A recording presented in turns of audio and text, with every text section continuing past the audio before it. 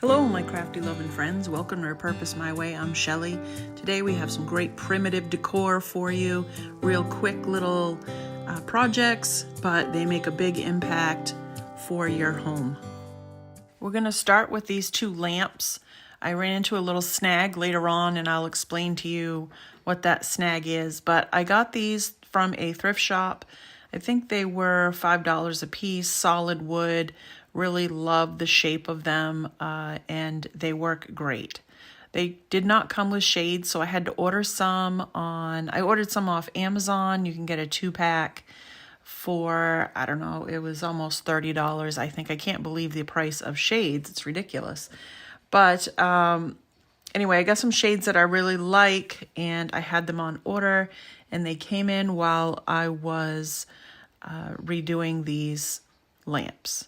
So I just taped the ends of the cords that were closest to the lamp so that I didn't get any paint on them, because I am going to be painting these black. Now this is Waverly chalk paint in ink, and I gave it 2 coats, drying in between each coat.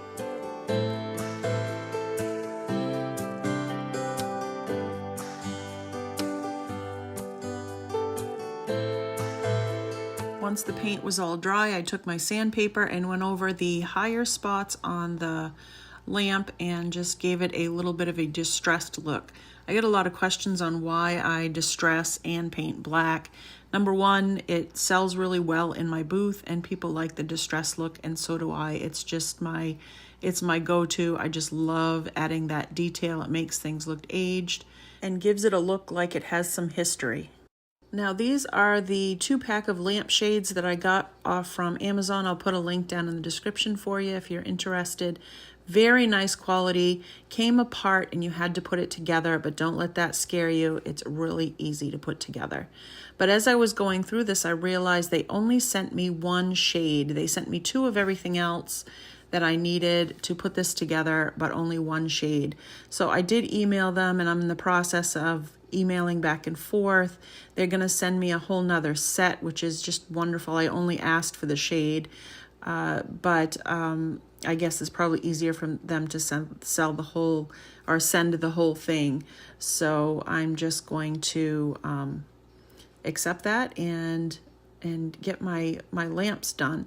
So I put this together just by finding the top and the bottom of the frame part, and then I'm just gonna they're just little clips on there and a little Velcro piece on the back. And my suggestion is, if you're gonna do this, don't Velcro your lampshade yet before you put the bottom part on. Leave that undone because it's too tight. So I had to go back and undo it so that I could finish clipping on that bottom framework. And there we go, we got that on there. And then I went back and did the Velcro on the back of it. I really love these, but I did not like them on the lamp. The lamp was too small for the shade, or the shade was too big for the lamp, and I was kind of bummed. But so I'm gonna have to have or find a smaller version. I think these are the 13 high, and I think the 10 will work. I have one that I've just been playing around with on it. So I grabbed one that I had on the lamp here on something else, and this one here, and I think this one fits better. So I did some measurements, and I'll have to buy a pair of these.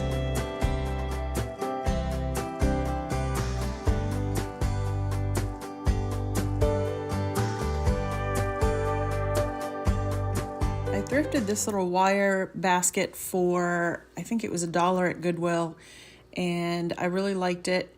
The top part, there's a little rattan piece at the top that's kind of weird, and I got these 2 little glass jars with the cork in them from, I think, a yard sale last year.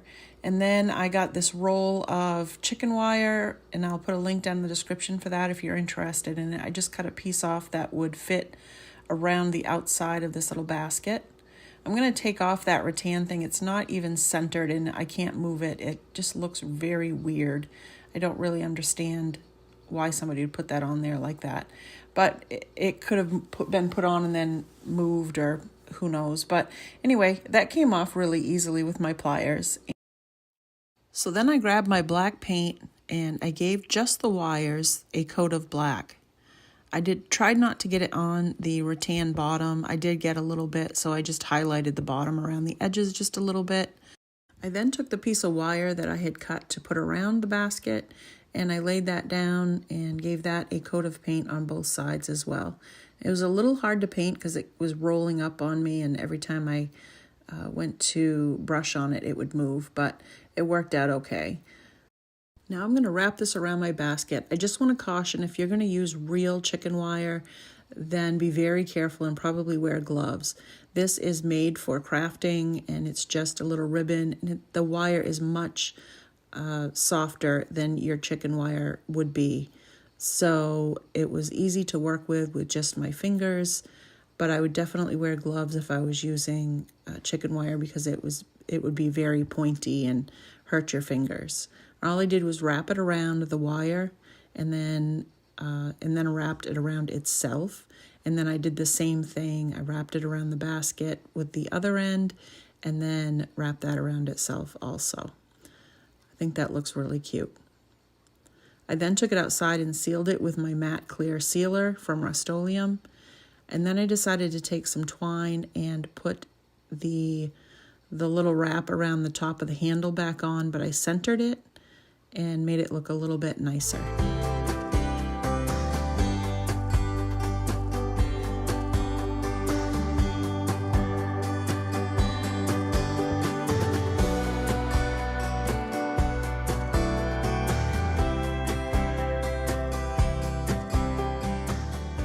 I tried to get the writing off the sides of these bottles. It just would not come off no matter what I used, and they would not scrape off either. So I'm going to take this black and tan checked material, and I'm just going to cut a piece of it to go around. I'm just going to glue it around my bottle. Now, I actually didn't cut it. I actually ripped it so that it would have the frayed edge just like the top part, and I thought that gave it a nice look on the bottle as well. I cut a second piece to go on my other bottle and then started gluing them on.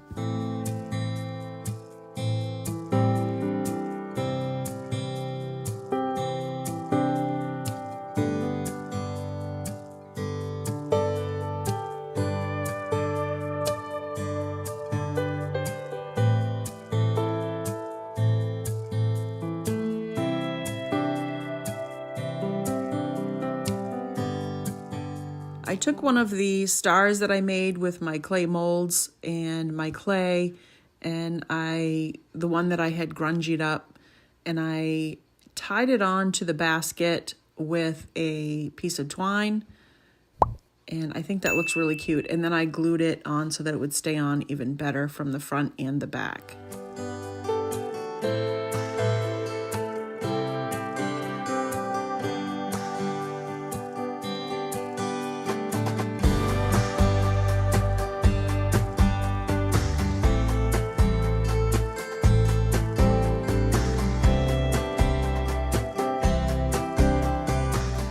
These burlap napkins, I got 4 of them from a clearance sale that I went to recently.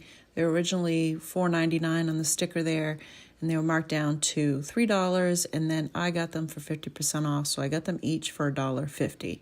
I thought it was a great deal, and I knew exactly what I wanted to do with them once I found them. I'm going to clean off all the stickers, get it flat, and iron this little section down flat as I can. I don't want to totally get rid of that line because I am going to be using it with a screen print stencil, so I want to use that line as my center point. This is my stencil. My friend Tracy and her husband Dan make these, and I'm just going to cut this down a little bit smaller to make it a little bit more manageable. I do want to keep a little bit of a border there so that I don't go over it with the paint, but this came out so cute. Wait till you see it.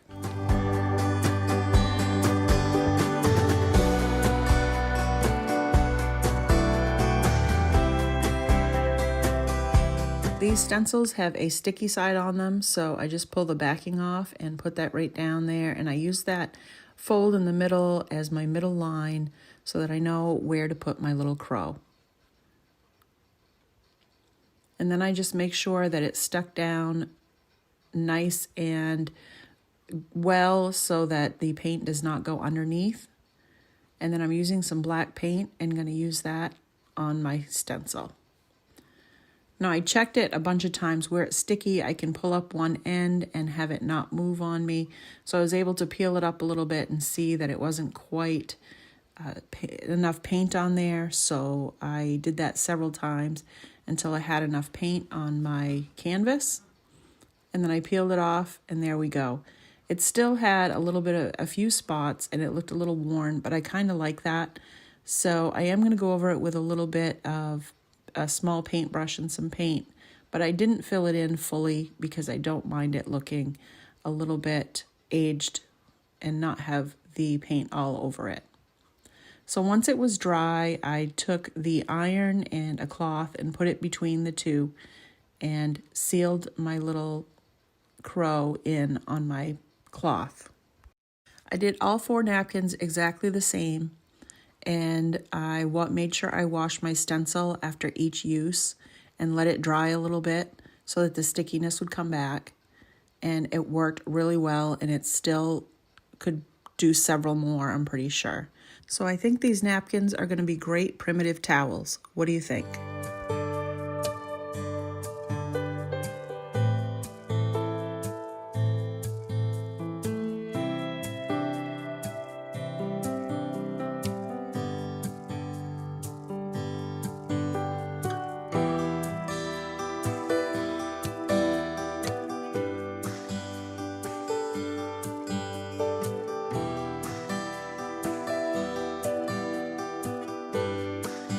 I hope you enjoyed my quick, easy, and simple primitive decor projects.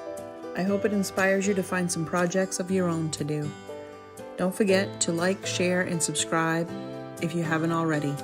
Thank you for watching. Have a great day.